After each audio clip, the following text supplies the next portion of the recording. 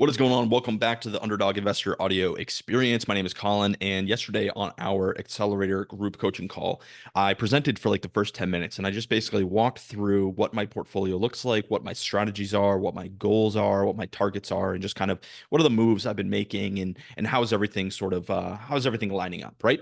One of the things I wanted to focus on towards the end of my little presentation was portfolio allocation, and this is something that I think is overlooked. I don't think we um, as a collective inside of the UIG, I don't think we spend enough time talking about portfolio allocation regarding risk, right? With a portfolio allocation, with a look at the risk, right? And so I look at my DeFi portfolio, and I basically ranked and categorized my assets into low risk, mid risk, and high risk. And what I did is I used the DeFi framework. So I went to the inside the UIG, I went to the DeFi framework section, and I went to, I believe it is, let me bring it up as I'm talking here. I went into, here it is, phase two, DeFi frameworks, phase two, crypto asset risk assessment.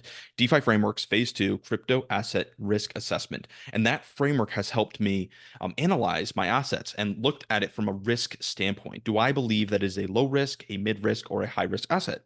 And when I did this, I took those categorizations, I went into my DeFi portfolio, and then I labeled, is this pool a low risk, a mid risk, or a high risk pool? And when I brought this up inside of the accelerator group, one of the gentlemen, very, very smart gentleman, but he said, you know, do you basically categorize the risk based on the APR? And I said, I don't. I categorize the risk based on the assets themselves, not on the APR. Because I'll give you an example. I had a wrapped ETH USDC pool that I've been in for a long time. And when I first got into that pool, it was on Aerodrome, and it was doing about 200% APR. And so by that stretch, but if you were to just look at the APR and label it, you would say, well, that's a more of a high risk play. But it wasn't, because I like ETH and I like stablecoin. I like USDC and wrapped ETH, right? Those two are very low risk assets for me.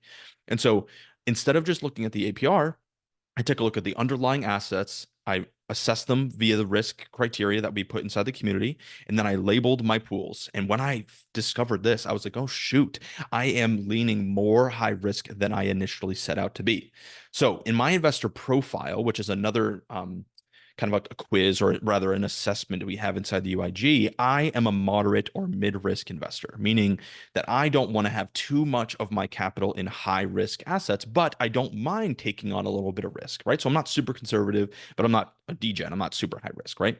But when I took a look at my DeFi portfolio, if I were to take, I have about, $3,800 of stable coins sitting on the sidelines. If I were to remove that from my DeFi portfolio and just look at my actual pools that I'm in, I have 50% of my pools in high risk.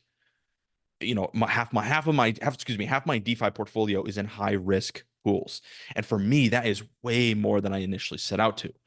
And then I have a percentage in mid risk, and then a bigger percentage in low risk. So the majority of my portfolio is low risk pools and high risk pools. There was no middle ground. There's no in the middle.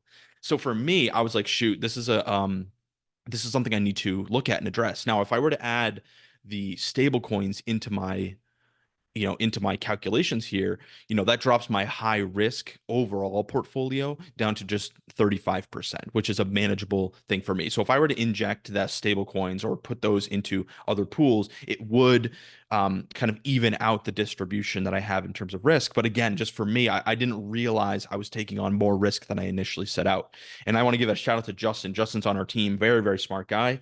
And he brings this to my attention all the time. Hey, we got to keep talking about portfolio allocation. Hey, we got to talk about risk management. And you're like, oh, I'm like 100%. You are right, because if we have our head down and we're just doing DeFi and we're deploying capital into different pools, and all we're really so focused on is the cash flow and the return percentage, we can get distracted by and drawn to chasing those yields, as opposed to looking at the risk distribution of our portfolio and asking, is this an alignment with what I initially set out to be, which for me is a nice mid-risk type of position. So hopefully it's brought you some value today.